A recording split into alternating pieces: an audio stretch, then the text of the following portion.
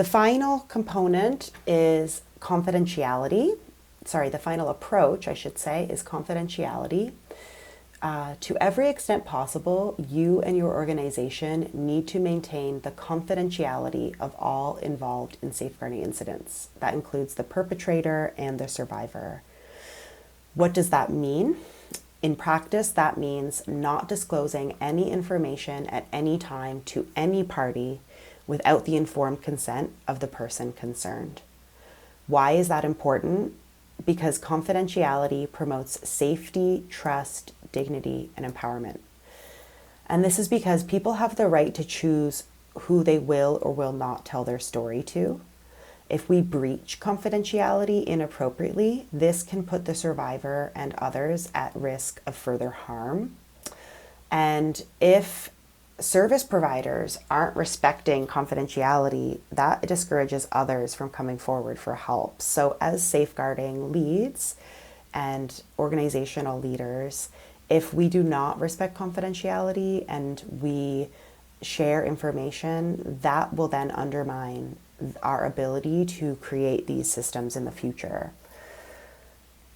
Now, confidentiality, we can see here how it shows up in our organization's activities. So this includes the confidential collection of information during any interviews with a survivor or during any other data collection activities that we're undergoing.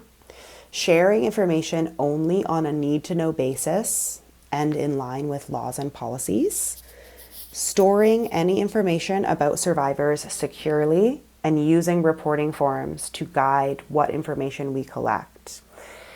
And we'll go into that when we, as a group, learn about the reporting and investigation process for this project.